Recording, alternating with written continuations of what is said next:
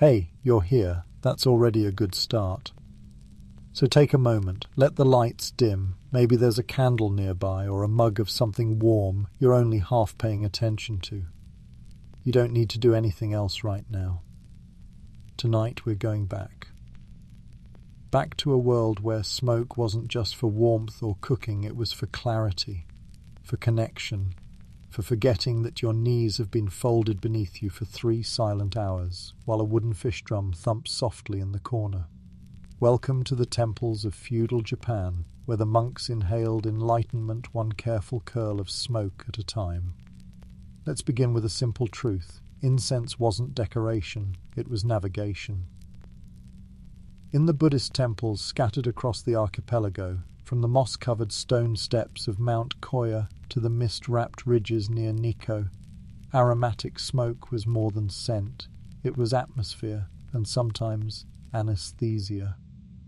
The most prized incense was ginkgo, or aloes wood, not grown, but discovered, driftwood infused with centuries of resin and decay, harvested from trees in Southeast Asia that had, quite literally, rotted beautifully.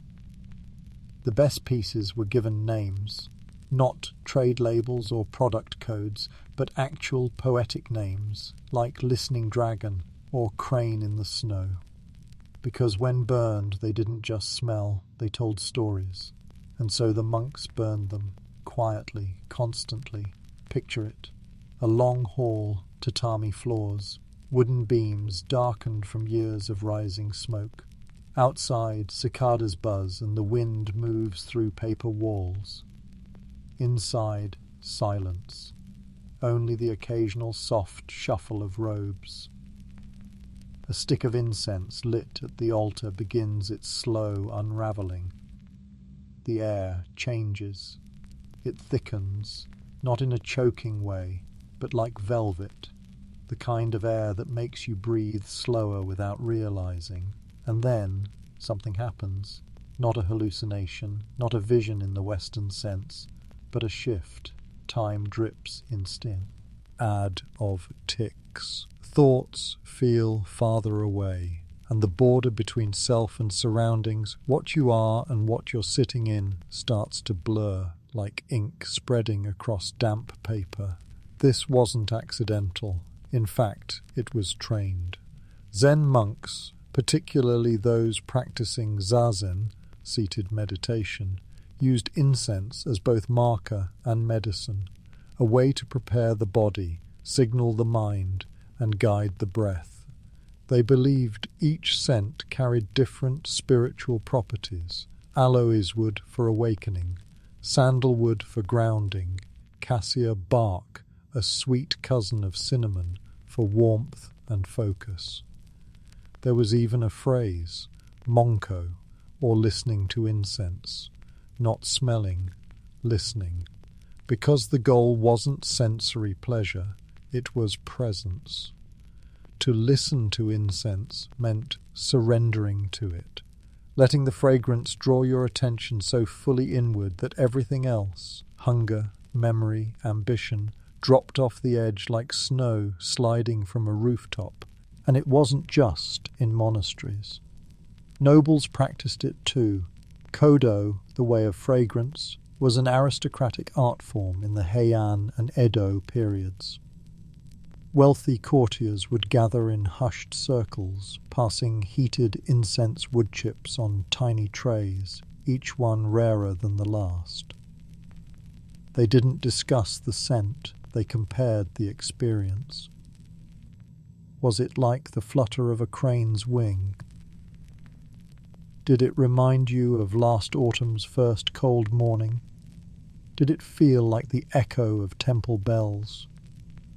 These weren't party games, they were meditative rituals. No music, no food, just smoke, silence, and subtle shifts of awareness. Because sometimes getting high wasn't about ecstasy, it was about absence. The quiet lifting of everything extra until only the breath remained. There are records, though faint and fleeting, of monks who spent weeks in near isolation, their daily practice marked not by hours but by incense sticks. One stick for morning prayer, one for sutra copying, one for walking meditation in the garden, where the path curved just enough to lose sight of the door. Were they enlightened, maybe, or maybe just very calm, very still, and very lightly intoxicated by centuries-old resin? Either way, they left behind no scandals, no diaries of hallucinated dragons, only scrolls that smelled faintly of sandalwood and thyme. And in that way, they taught us something strange and soft, that peace and altered perception might be only one breath away. The smoke has faded now. What's left behind is only the scent, just a trace of aloes wood, soaked into the beams and the robes and maybe even the bones. Outside the temple walls, the world doesn't chant or sit in silence. It walks, it gathers firewood, it eats miso soup by candlelight. And when it sleeps, well, that's where things get a little strange. Let's follow a narrow path down the mountain, where the stone steps give way to dirt lanes and low thatched roofs. A small village, maybe 20 homes, no more. A stream runs through it, just wide enough to keep the frogs happy and the rice watered. It's late now. Children have gone quiet. A few silhouettes tend to the fire.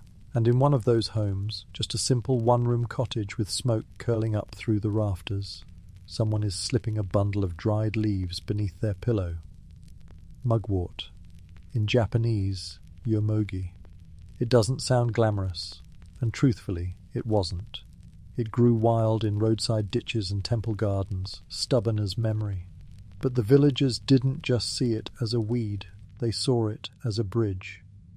Because if the monks inhaled incense to find stillness, the farmers, these quiet, bone-tired people who'd spent all day hunched in the sun, used mugwort to find something else. Something they weren't supposed to see with open eyes. Dreams. Not the pleasant kind, not always. These were soft-edged, flickering dreams, populated by ancestors, shadowy figures, half-familiar voices speaking from behind doors you couldn't open. They believed mugwort thinned the boundary, not between the living and the dead exactly, but between the seen and the unseen. Place a bundle of it beneath your head, wrapped in cloth usually, and it would draw the spirits closer. Not in a frightening way, not usually, but in that way where the air feels heavier like a hush before rain. These dreams were meant to reveal a warning, a memory, a face you hadn't seen since your grandmother's funeral, smiling faintly in a room that never quite had walls. For the villagers, these weren't dreams to be analysed. They were visits, quiet appointments with the other side. It wasn't unusual for someone to wake and say, "I saw my uncle last night. He was standing in the field again, but the field was full of snow." And everyone would nod, pass the rice, and go on eating. Mugwort wasn't limited to pillows. It was burned during midsummer rites to chase away evil spirits, hung in doorways for protection, brewed into bitter tea when the stomach turned or the mood soured. But under the pillow it was at its most secretive. Women especially held the knowledge, grandmothers and midwives. They knew how much to dry, when to pick it, and what to say over it. Words weren't always spoken aloud, but they were thought, soft and slow, like folding laundry in candlelight. Some families passed down dream stories like recipes. "Your great-grandmother always saw the river first," they'd whisper. "If you see the river, don't be afraid. Cross it." Were these dreams true? Not in the way court scribes would have approved of, but they were real, real enough that people remembered them longer than meals, longer than birthdays, real enough that a single dream might guide someone's planting or their marriage or the timing of their journey to Kyoto. And if a dream didn't come, well, that had meaning too. Sometimes silence said more than the visit. The sleep itself was different, deeper, slower, the kind where you don't notice you've fallen until it's hours later and the fire has gone to embers. Even if no ghost arrived, the rest was heavier, like the body had dropped down a rung and decided it liked it there. You'll find old records of mugwort use in the Engishiki, an ancient set of laws and rituals compiled over 1,000 years ago. It was burned during purification rites, offered to deities, soaked in baths to draw out bad spirits. It wasn't exotic, it wasn't rare, it was just there, always, like wind, like time. And maybe that's what made it work. Mugwort wasn't about changing your state, it was about softening it. Like the mind, loosening its grip just enough to hear someone knock gently from the other side of the veil. So tonight, maybe you won't dream of much. But if you do, and someone speaks to you in a field or shows you a river that shouldn't be there, just listen. The living don't always have the clearest things to say. But the dead, they tend to get right to the point. The dream ends, softly. No bang, no scream, no lesson scrawled in smoke. Just a breath drawn a little deeper than the one before, and the low creak of the floorboards reminding you that, yes, you are still here, alive, hungry, slightly confused, and so the kettle is filled. Because even in a world of ghosts and gods, you still need something warm to hold in the morning. And in Japan, for more than 800 years, that something was tea. But not just any tea. Matcha, powdered, bright, and bitter as memory. Now you may think of matcha today as trendy, frothy, Instagrammable. But in the monasteries of feudal Japan, it was medicine. It was ritual. It was a way of bending time, slowly, into a circle you could sit inside. Let's go back, once again, to the temple. Same mountain. Different morning. There's mist on the stones, and the bell's already been struck. Monks sit in perfect lines, their robes just a little damp from the dew. And in the centre of the room, a small iron kettle bubbles quietly. Before meditation, before sutras, before the long stretch of silence that has no clocks, there is tea. The leaves came from Camellia sinensis, just like every tea plant in the world. But here the leaves were shaded before harvest, dried without rolling, ground into a fine emerald dust between two stones, not brewed, not steeped, whisked, and consumed whole. The entire leaf dissolved in water and swallowed. In small amounts, matcha offered alertness. In larger doses, well, things got interesting, especially if you hadn't eaten. Especially if your day involved sitting motionless for 4 hours while contemplating the nature of impermanence. Zen monks knew this. They relied on it. Tea helped them stay awake through long, bone-still meditations. It focused the mind just enough to keep the world from slipping into dream. But more than that, it bent the perception of time. Not fast. Not slower. Just thinner. One moment stretched so wide it touched everything. You weren't just sitting, you were being. And being, as it turns out, can feel a lot like floating inside your own skull. This wasn't recreational. It was purposeful. Matcha was a tool, a soft blade to cut through thought, to bring awareness to the tip of your breath and keep it there, gently balanced like a leaf on still water. And outside the temple, tea took on another shape. By the 15th century, the Chanoyu, or tea ceremony, had become an art form, codified, measured, sacred in its simplicity. You didn't just drink tea, you arrived for it, stepped through the garden slowly, washed your hands, bowed, sat, waited. Everything was done deliberately. Even silence had choreography. The host prepared the matcha by hand in a small, clean room. Not lavish, not sterile, just precise. The whisk made from bamboo. The bowl made by hand, sometimes chipped because perfection was too sharp to touch directly. And the tea itself? strong. So strong, in fact, that for those unfamiliar with its depth, the first sip could feel like a jolt, a bright, grassy heat that shot through the spine and straight to the center of your thoughts. But then it settled, warmth spreading outward, and soon enough, the room felt heavier, softer, not drugged, not dizzy, just slowed. The tea masters called it waki seijaku, harmony, respect, purity, and tranquility. But others might have called it something simpler, a quiet high, the kind that didn't lift you up but lowered everything else until you could finally hear your own breath. And of course the samurai drank it too, before duels, before battle, not to relax but to steady the blade within the body, because matcha didn't dull the nerves. It made them hum like a taut bowstring drawn back and waiting. In this way, tea in feudal Japan lived in two worlds, one sacred, one practical, and both filled with silence, a drink that was both stimulant and ceremony. A ritual that demanded nothing but presence. And perhaps most fascinating of all, there was no goal, no promise or fee enlightenment, no guarantee of visions, just the act itself, just sitting, just drinking. Until time forgets, it's supposed to move forward. So if one day you sit quietly with a bowl in your hands and lose track of whether it's morning or night, don't worry. You haven't left.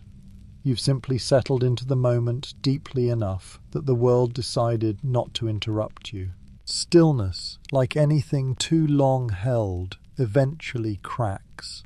Even after tea, even after hours of perfect posture and breath, the silence you made peace with starts to echo back differently. The world beyond the temple, hills, forests, thin mountain trails, starts calling. Not loudly, just curiously. And some answered. They left the temple, not because they were lost, but because they had something to find. Something that couldn't be found on tatami mats or inside carefully swept courtyards. They became yamabushi, mountain ascetics, wanderers in the mist. Part monk, part mystic, part something not entirely nameable. They didn't shave their heads. They didn't belong to neat little sects. They walked into the trees and kept walking until the language of flat ground no longer applied. And once they were high enough, where the cedar bark curled like old paper and the air felt hollow around the lungs, they started to find things. Strange things, small things. Mostly mushrooms. Now they didn't have scientific names for them. No Latin, no binomials. These weren't catalogued in scrolls or passed around court kitchens. They were simply described. The one that makes the wind sound like bells. The red cap that makes the river speak. The one that turns the sky inside out. Fungi, unlike herbs or flowers, had their own rhythm. They appeared quietly after rainfall, hiding in mossy shade, sometimes growing from the side of rotting tree trunks like soft-lipped questions, and the yamabushi learned which ones mattered. They weren't chasing a high, not exactly. They were looking for something else, contact, insight, a particular silence you could only hear after the world had melted a little around the edges. The mushrooms, some hallucinogenic, others merely strange, were often consumed alone. No ceremony, no audience, just a small fire, a wooden bowl, and a stomach that had known emptiness for days. Then they waited, and the visions came slowly, if they came at all. Not fireworks, not dragons, more like metaphors, a rock breathing, a bird speaking in riddles, a feeling that the wind remembered your name from somewhere very long ago. It was said that some Yamabushi entered trance states so deep their bodies froze in place for hours or even days. They didn't eat, they didn't speak, just sat cross-legged in the fog as if waiting for the mountain itself to finish its sentence. There's very little written about these practices. They were not mainstream, they were not encouraged, but they existed. Hints survive in folk tales and in certain Shugendo scrolls, an esoteric mountain religion blending Buddhism, Shinto, and animist beliefs. A religion where gods lived in waterfalls and spirits whispered through pine branches, and to reach wisdom, you first had to disappear for a while. And the mushrooms helped, not every time, not predictably, but sometimes they opened a door. And the door didn't lead to heaven or hell. It led to something much simpler, a moment in which you forgot your name, forgot your story, forgot what the world had told you was real, and in that forgetting found a clarity sharper than any scripture, a kind of clean ache at the centre of everything. Eventually they would return, not changed exactly, but rearranged. The Yamabushi didn't speak of what they saw. They came down from the peaks with dirt under their fingernails, eyes a little too still, and an odd fondness for quiet. Villagers respected them, feared them a little. They were invited to festivals, sometimes asked for blessings, but mostly they were left alone, because what they carried wasn't meant for everyday use. You could say the mushrooms were sacred, you could say they were poisonous, you could say they were a mistake, and none of that would be wrong, but to those who took the path, who walked alone. And through snowmelt and birdsong and high unbreathable air, the fungi were just one more language the mountain used when words weren't enough. And sometimes you didn't need to understand the sentence, you just had to listen. They came back down the mountain eventually. Not all, but some. The Yamabushi, the quiet wanderers. They returned to villages and cities, not to stay, but to pass through. Ghosts that remembered how to wear sandals. But far from the wilderness and the fog, there was another way to leave the body, another way to float sideways, to disappear without moving a muscle. It was warm, indoors, and wrapped in silk. It was Kodo, the way of fragrance. If the monks used incense as medicine and the villagers burned it for protection, then the aristocrats, well, they turned it into something slower, something stranger. A game you didn't play with your hands. You played it with your breath. Imagine this. A low room, all shadows and stillness. Paper screens closed tight. Tatami so clean it squeaks when you kneel.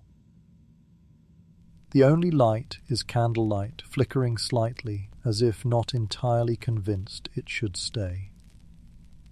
Here a group of people sit in a circle. Noblemen, poets, calligraphers, ladies in layered robes the colour of autumn bark. All waiting. Not speaking, just breathing softly through their sleeves. Then someone passes a small incense burner. It's no larger than a teacup, carefully heated from beneath with a tiny coal. Inside is not incense in the Western sense, no thick sticks, no smoke curling into dragons. Instead, a single chip of wood. Rare, precious, slivered from a block that came by ship from the jungles of the south. Aloes wood, ginkgo. Wood that rotted beautifully, scented not by flowers, but by time itself. The goal isn't to smell it, the goal is to listen. That's what they called it, monko, to listen to incense. Because when you inhale that scent, you don't analyze it, you don't describe it in ingredients, you sit with it, you let it unfold like a poem. They believed each wood carried a memory, a season, a feeling. Some made you feel like winter beginning, others like plum blows, some's caught in fog. One rare piece might remind you of a pine tree mourning in the rain, another, the exact silence before snow touches the earth. They named them with care: crane's nest in wind, midnight on the Tokaido, shadow of ink, names that didn't explain the scent but gave you a place to meet it. Kodo was played like a guessing game, but it wasn't competitive. There were rounds, quiet rounds. Each participant took a turn with the burner, inhaled deeply through a sleeve, then wrote what they felt on thin, folded paper. You might win, you might not. But that wasn't the point. The point was to leave just a little, to follow the scent beyond the room, into memory or metaphor or something that had no name. Sometimes the scent would linger in your sleeve for days, a faint reminder that you had once been somewhere else. Not a place on a map, just a moment.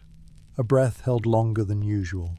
Kodo was practiced by the elite, but it was not flashy. It wasn't meant for display. It was a private art. A slow intoxication. No wine, no dancing. Just incense and stillness and the kind of silence that folds in on itself. And like most things that held true power in feudal Japan, Kodo didn't shout, it whispered. And the best listeners were the ones who could feel the difference between smoke and story, between wood and memory, between breathing in and momentarily leaving the room. The last breath of incense fades into the sleeves of silk. A final note of sandalwood and ash lingers in the folds, and then it's gone, folded into memory, like the whisper of a name you didn't quite catch. But outside the walls of the estate, far past the paths where tea ceremonies live and die in silence, the world shifts again. We're heading higher this time, back into the mountains. But not with monks, not with mystics, with bees. And not just any bees, but bees that hum like secrets and feed on flowers most would walk quietly past. In certain highland villages, places too small for maps and too cold for rice, there were tales of honey that didn't just sweeten porridge or heal wounds. Honey that made you dream sideways. Honey that made you see foxes. Now this wasn't the honey you bought from a merchant's cart. This was wild honey, collected not from tidy wooden boxes but from hollow trees and cliffside nests, where bees fed on rhododendrons, azaleas, and other flowering plants with a touch of poison in their bloom. The villagers didn't call it poison exactly. They called it yugen, mysterious, subtle, something felt but not explained. Botanists today might label it mad honey, rich with grey anotoxins, which, when taken in even small amounts, can cause dizziness, slowed heartbeat, and visions that slant the world like a tilted ink painting. But back then, there were no labels, only stories. They said if you took a spoonful of this honey on the night of the new moon, you might see a fox. Not an animal, exactly. A kitsune. In Japanese folklore, the kitsune isn't just a fox, it's a spirit, a trickster. Sometimes a messenger of the gods, sometimes a lonely ghost curled beneath your house beams, waiting to whisper secrets into your sleep. And those who tasted the honey, slowly in candlelight, always alone, claimed the veil between this world and theirs grew thin. Not every time, not clearly, but sometimes the trees would move a little too deliberately. The wind would carry a voice that wasn't yours. And in the shadows, at the edge of the forest, eyes would blink that didn't belong to anything you could name. Kitsune dreams were not always kind. They could be playful, or sorrowful, or filled with laughter you couldn't quite place. But they were always strange. The honey wasn't used often. It was never served with tea. It was kept in small ceramic pots, with lids tied shut in cloth, tucked high on shelves, next to bundles of dried herbs and folded talismans. Only the elders really knew when to use it. For illnesses of the spirit, for questions that wouldn't stop asking, or simply when the world felt too flat, too loud, too ordinary. The dose was small, too much, and your heart would flutter in your chest like a moth trapped in a paper lantern. Too little, and the only thing you'd taste was bitterness. But just enough, and you might spend the night walking through a dream that smelled like snow and pine, guided by a voice that called you child, even if you were 70. No one ever admitted to seeing the kitsune directly. That wasn't how these stories worked. But now and then, a villager would wake with leaves in their sleeves and dirt on their feet, muttering softly about lanterns that floated without hands, and songs sung by no one. And the others, they would nod, offer rice, say nothing more, because they too had tasted it once, or knew someone who had, and they understood some visions are not to be repeated, only remembered. The fox spirits were not feared, not worshipped, but respected, like thunder, like winter, like that feeling you get when you know you're being watched by something kind, but not entirely human. So the honey stayed on its shelf, waiting, not for everyone, not often, just for those who needed it.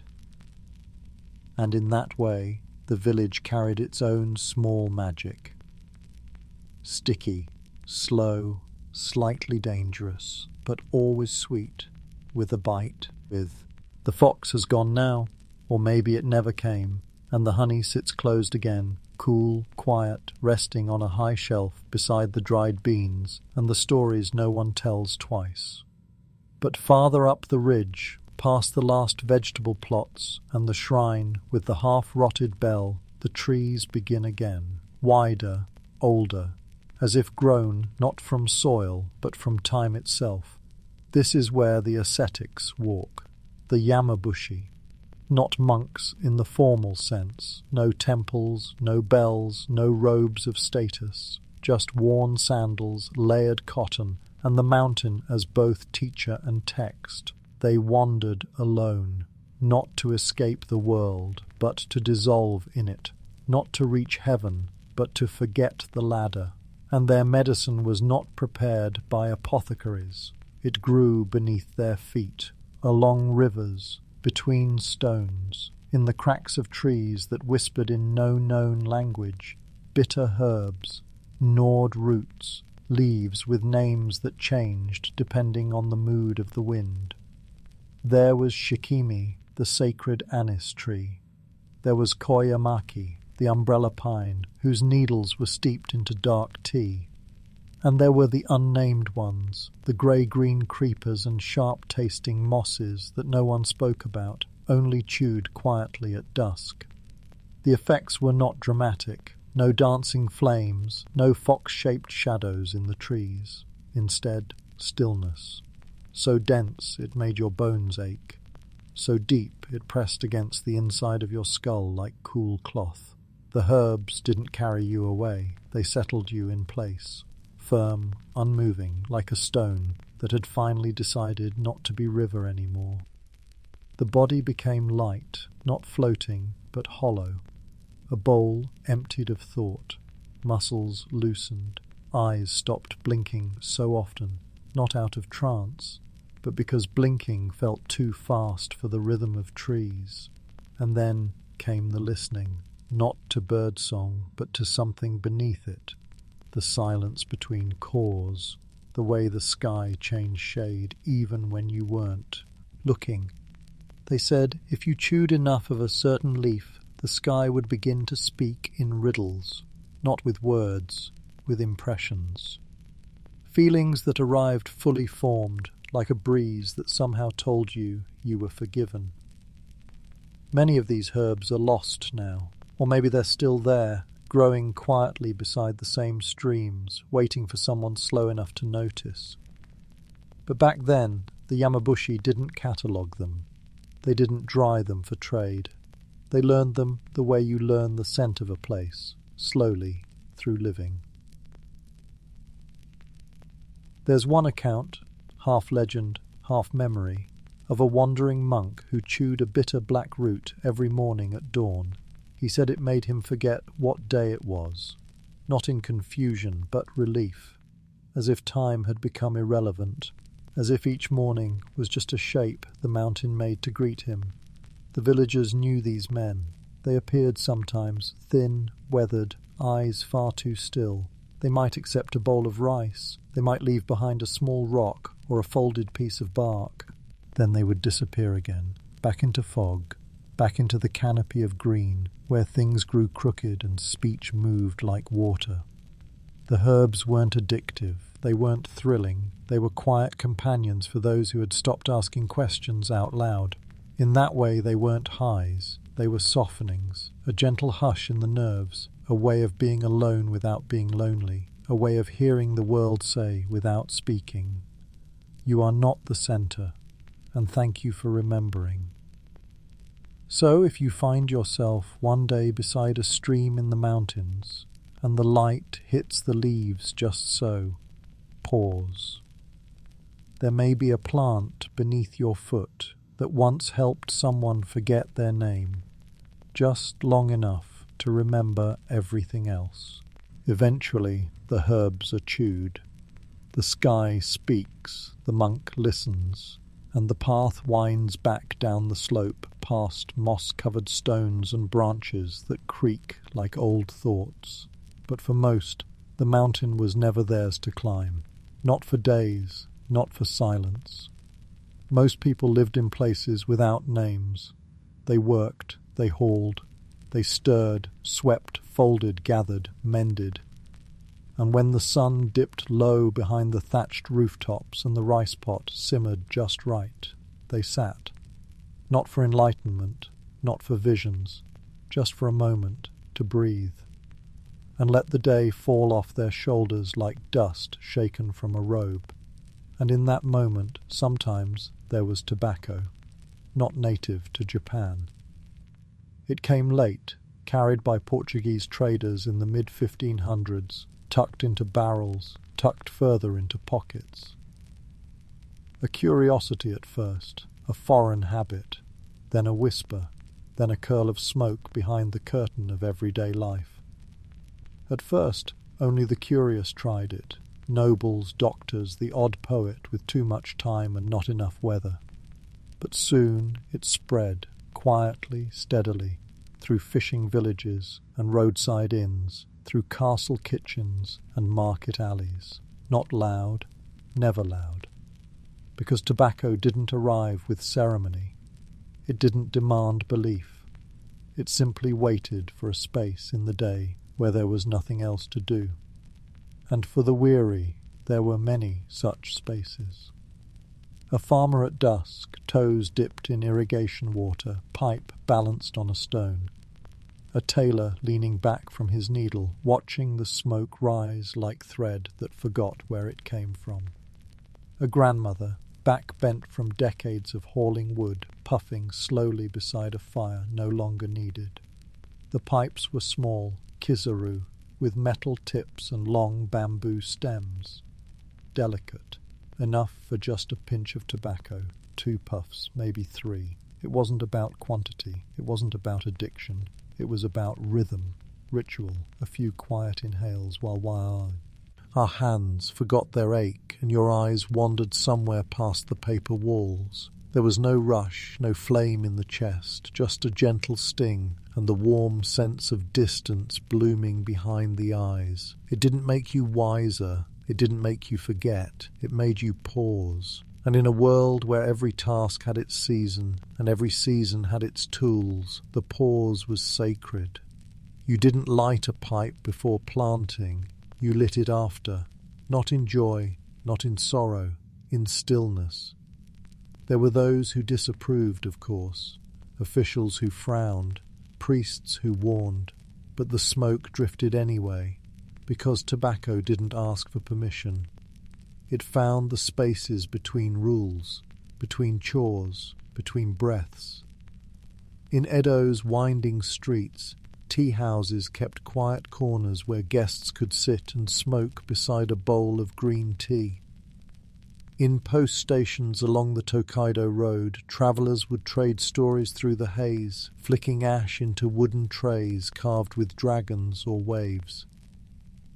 Even in castles, samurai would sometimes take a quiet drag behind a paper screen, not to escape but to settle, to let the weight of armour fade for a moment, replaced by the lightness of smoke curling upward toward nothing in particular. And in all these places, tobacco meant the same thing, not freedom, not rebellion, just space. A little room carved out of the day, a soft place to land between the rising and setting of the sun. So if you ever find yourself, even now, sitting at the end of a long day and there's nothing left to do, no task, no plan, just the distant sound of wind and something warm in your hands, you'll understand. You don't need to light anything, just breathe. Let the moment lengthen, let it rise like smoke and disappear right through the rafters. The pipe is emptied. The coals fade, and for a moment there is nothing, just the creak of wood, the faint crackle of night air slipping between the walls, and the quiet kind of silence that feels older than the room itself. But even silence has companions, and sometimes it arrives with the sound of footsteps on tatami, a voice, low and practiced, and a bottle, small, clay, warm to the touch. Sake. You might think of it as a drink. Rice wine, alcohol, something measured in cups and degrees. But in the world it came from, sake was something slower. It wasn't meant for celebration or escape, not really. It was meant for the middle. That strange and lovely in-between where conversation melts into feeling and the past rises, gently, like steam from a shallow bowl. In Edo, Kyoto, across the bridge in every small town with a lantern-lit tea-house, sake was poured not in taverns filled with laughter, but in rooms lined with paper walls and laughter that never raised its voice. This was the domain of the geisha, artists of presence, not entertainers, not concubines, but keepers of stillness, skilled in the subtle art of knowing when to speak and when to remain, as silent as a snowfall.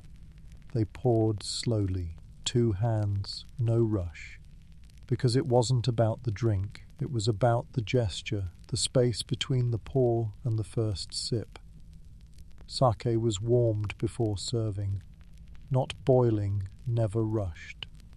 Heated in a water bath until it reached the temperature of breath, just enough to soften the flavour, just enough to melt the memory of the day. And the cup, ochoko, was small, barely a mouthful. But that was the point. You didn't drink sake, you circled it, shared it, sipped between pauses, like punctuation in a story that no one was in a hurry to finish. By the 3rd cup, things began to change, not in the room but in the mind. Voices grew slower, deeper, jokes curled inward, eyes wandered to 2 corners of the ceiling as if looking for something they had forgotten to remember. Sake wasn't about drunkenness, it was about erosion. Little by little, the sharpness of thought softened, the spine loosened. The stories came, not loud, not planned, old memories, names from childhood, a poem half remembered from someone long gone. There were no toasts, no cheers, just a kind of shared unravelling, as if everyone in the room had agreed to let go of their edges for a while. And the geisha, she wasn't just a presence. She was the rhythm, the keeper of the night's temperature, knowing exactly when to refill the cup, when to laugh softly, when to let silence settle like ash. Outside the world kept moving, lanterns swayed, dogs barked, but inside time had curled itself into a warm circle, and forgotten how to move forward. In rural villages, sake took other forms. Unfiltered, cloudy, served during planting festivals, shared from ladles at family altars. It blessed rice paddies, it honoured ancestors, it welcomed newborns. But always it was slow. Even the brewing process was an act of patience. Rice polished, soaked, steamed, and fermented with koji mold over days, weeks. Each batch slightly different, each flavour a reflection of the hands that touched it and the water it knew. And when the first bottle was opened, when the clay lid was lifted and the warmth reached your nose, there was always a moment before drinking, a breath, a hush. Because sake, at its best, wasn't a substance, it was an invitation to slow down, to drift, to let go of the day without running from it. And so, if you ever find yourself with a warm cup in hand, and the room is quiet, and the light feels softer than it should, sip, not for escape, but for stillness. Let the warmth spread, let memory blur, let the evening fold in on itself and carry you gently into nothing at all. The sake has cooled now. The cups are empty, and the room is quiet in that particular way only midnight understands, as if the walls themselves have stopped listening. Outside, the night has deepened, the wind has shifted, and if you were to walk the narrow dirt path behind the village, past the last lantern, beyond the rice fields folded into dark, you might find yourself somewhere different, somewhere with older rules. Rules that don't appear on scrolls or stone, but in whispers, in glances, in the stories that begin with, "Don't follow the laughter if it comes from the woods." Because not all altered states in feudal Japan were honoured with incense or tea. Some were explained away. When someone acted strangely, a quiet girl who began laughing at the corner of the room, an old man who stopped speaking and started digging in the wrong direction, the village did not call it madness. They called it kitsunetsuki, possession by a fox. Now the kitsune had already appeared in earlier chapters, a flicker in the mist, a voice behind the honey. But here, the fox wasn't a dream or a metaphor. It was the reason your neighbour forgot who you were. Or maybe it was the excuse. Because somewhere beneath the superstition, beneath the talk of spirits crawling inside through the ears or up the spine, there was something else, a root, a brew, a tea taken quietly at the edge of belief. These weren't the careful, refined concoctions of herbalists. These were village teas, boiled in dented pots, steeped too long or not enough, made from weeds whose names had been forgotten on purpose. There was datura, there was aconite, there was something called dream vine, which may not have been a vine at all, and there were people who drank these teas, not to escape, but because they needed to leave something behind. Grief, fear, an unbearable silence in the house. Sometimes they drank them alone. Sometimes they were given the cup by someone else, a midwife, a shrine keeper, an aunt who didn't speak much but always knew what herbs to cut during the new moon. The effects weren't consistent. Some wandered the fields until their feet bled. Some stared at rivers and claimed to see cities inside the water. Some woke up laughing. Others didn't wake for a long time. The villagers, unsure what else to say, blamed the foxes, not with cruelty, but with caution. They left rice at crossroads, hung straw charms from windows, brought the afflicted to the Inari shrines, where white fox statues watched with stone eyes, and the priest whispered prayers not meant for human ears. But deep down they knew. They knew that something had been opened, a door, not wide, but just enough.